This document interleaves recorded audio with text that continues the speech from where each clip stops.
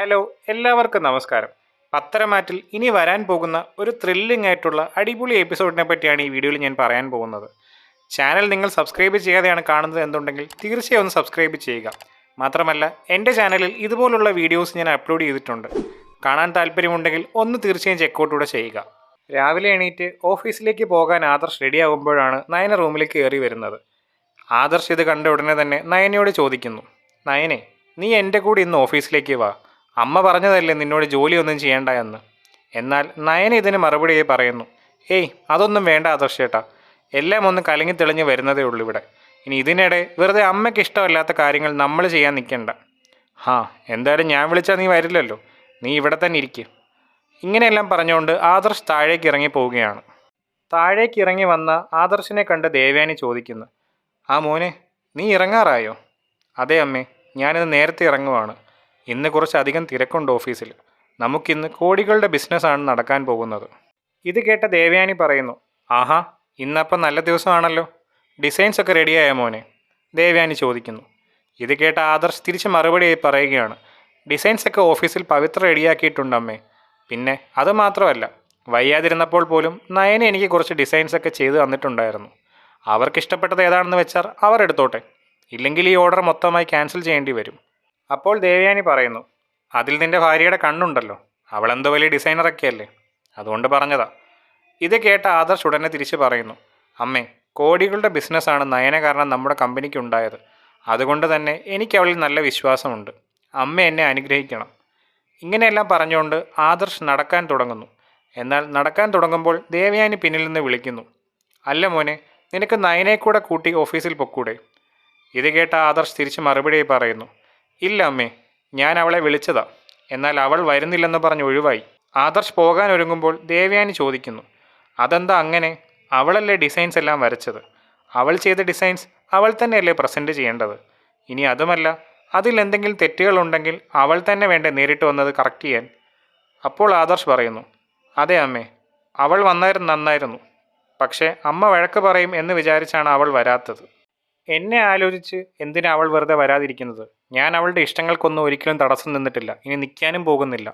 ദേവയാനി പറയുന്നു, അങ്ങനെയല്ല അമ്മ, അമ്മയ്ക്ക് നയന എൻ്റെ കൂടെ ഓഫീസിൽ വരുന്നത് ഇഷ്ടമല്ലല്ലോ, അതുകൊണ്ട് അവൾ വരുന്നില്ല എന്നാ പറഞ്ഞത്. ഇതിന് മറുപടിയായി ദേവയാനി പറയുന്നു, ഇനി ഞാനൊന്നും പറഞ്ഞെന്നും പറഞ്ഞ് അവളെ മാറ്റി നിർത്തണ്ട. നിനക്ക് കൊണ്ടുപോകണമെന്നുണ്ടെങ്കിൽ നീ അവളെ കൊണ്ടുപോക്കോ. അവൾ കാരണമാണല്ലോ നമ്മുടെ കമ്പനിക്ക് ഒരുപാട് ലാഭം ഉണ്ടായത്. അതുകൊണ്ട് ഞാൻ പറയുന്നത് ഇപ്പോൾ തന്നെ അവിടുത്തെ പഴയ ഡിസൈനർ പവിത്രയെ മാറ്റി നയനെ പുതിയ ഡിസൈനർ ആക്കണം എന്നാണ്. ദേവയാനിയുടെ വായിൽ നിന്നും ഇങ്ങനെയൊക്കെ കേട്ടത് ആദർശിന് ഒട്ടും തന്നെ വിശ്വസിക്കാൻ പറ്റുന്നില്ല. ഞെട്ടൽ മാറാതെ ഇത് കേട്ട ആദർശ് കുറച്ചു നേരം അവിടെ നിൽക്കുകയാണ്. എന്നിട്ട് ചോദിക്കുന്നു, അമ്മ ഇപ്പോൾ എന്തായി പറഞ്ഞത്?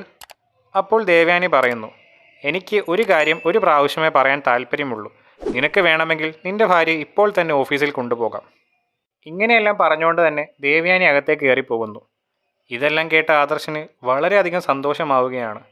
എന്നാൽ അകത്ത് കയറിപ്പോയ ഉടനെ തന്നെ ദേവയാനി മനസ്സിലാലോചിക്കുന്നു, പാവം എൻ്റെ നയനമോൾ, ഇവിടെ നിന്നാൽ വെറും ഒരു അടുക്കളക്കാരിയെ അവൾ പോകത്തേ ഉള്ളൂ.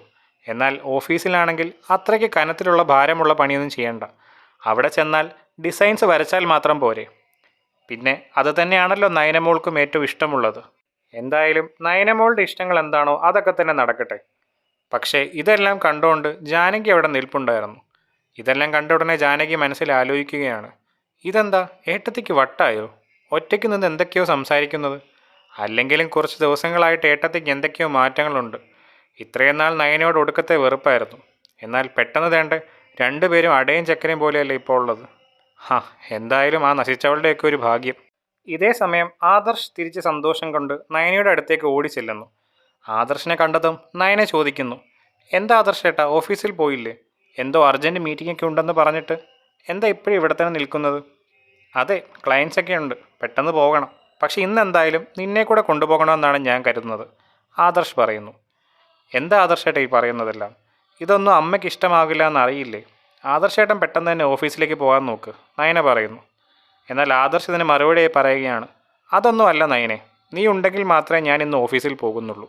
നിനക്കിപ്പോൾ ഏറ്റവും വലിയ പേടി അമ്മ സമ്മതിക്കില്ല എന്നതല്ലേ? എന്നാൽ കേട്ടോ, അമ്മ തന്നെയാ പറഞ്ഞത് നിന്നെ കൂട്ടിക്കൊണ്ട് ഓഫീസിലേക്ക് പോകാൻ. ഇത് കേട്ട നയന ഞെട്ടിക്കൊണ്ട് ചോദിക്കുകയാണ്, എന്ത്, അമ്മയോ? അതേടോ, അതുമാത്രമല്ല, നിനക്ക് ഒരുപാട് സന്തോഷം തരുന്ന മറ്റൊരു കാര്യം കൂടെയുണ്ട്. അത് വേറൊന്നുമല്ല, നിന്റെ അമ്മായിയമ്മ നിന്നോട് മൂർത്തി ജ്വല്ലേഴ്സിൻ്റെ മെയിൻ ഡിസൈനറായി സ്ഥാനം ഏറ്റെടുക്കാൻ പറഞ്ഞിട്ടുണ്ട്. ആദർശേട്ടൻ എന്തൊക്കെയാ പറയുന്നത്? ഇതൊക്കെ സത്യമാണോ? നയന ചോദിക്കുന്നു. അതേടോ, എൻ്റെ അമ്മ തന്നെയാണ് ഇതെല്ലാം പറഞ്ഞത്. നീ പറഞ്ഞ പോലെ അമ്മയ്ക്ക് നല്ല മാറ്റമുണ്ട്. ഞങ്ങളെല്ലാവരും മാലയിട്ട് മല ചവിട്ടിയതിൻ്റെയൊക്കെ ഫലമായിരിക്കും ഇതെല്ലാം.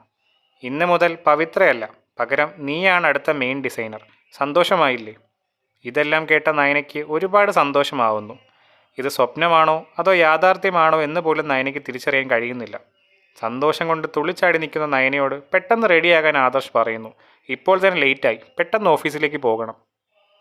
അങ്ങനെ ആദർശും നയനയും ഓഫീസിലേക്ക് പോകാൻ താഴേക്ക് ഇറങ്ങി വരുന്നു.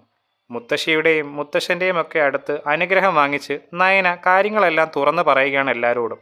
ഇത് കേട്ട എല്ലാവർക്കും ഒരുപാട് സന്തോഷമാകുന്നു. എന്നാൽ അനാമികയ്ക്ക് മാത്രം ഒട്ടും തന്നെ ഇത് സഹിക്കാൻ പറ്റുന്നില്ല. അവൾ കലിതുള്ളി നേരെ അനിയുടെ അടുത്തേക്കാണ് പോകുന്നത്. അനി എന്തോ മാഗസിൻ്റെ വർക്കുമായി തിരക്കിലായിരുന്നു. എന്നാൽ ദേഷ്യത്തോടെ അനിയോട് അവൾ പറയുകയാണ്, നീ ഇങ്ങനെ ഇവിടെ ഇരുന്നോ? നിനക്കല്ലെങ്കിലും കമ്പനി ഒന്നും വേണ്ടല്ലോ. എന്തായാലും എൻ്റെ കാര്യം അങ്ങനെയല്ല. എനിക്ക് മൂർത്തി ജ്വല്ലേഴ്സിൻ്റെ ഏതെങ്കിലും ഒരു ബ്രാഞ്ച് വേണം. നിനക്ക് ആദർശേട്ടൻ തന്ന 3 ബ്രാഞ്ചില്ലേ, നീയോ നോക്കുന്നില്ല. അതിലേതെങ്കിലും ഒരു ബ്രാഞ്ച് എനിക്ക് താ. ഞാൻ അതിൽ MD ആയിട്ട് സ്ഥാനം ഏറ്റെടുക്കാൻ പോവുകയാണ്.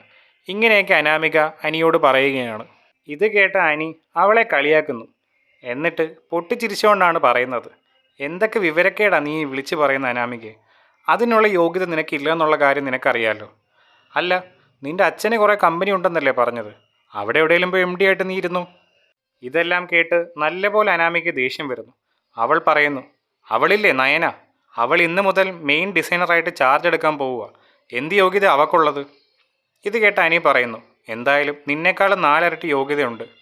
ഇങ്ങനെയൊക്കെ ഇവിടെ സംഭവിച്ചു കഴിഞ്ഞാൽ പിന്നെ ഞാനിവിടെ ആരാ? എനിക്കിവിടെ എന്ത് വിലയാ ബാക്കിയുള്ളത്?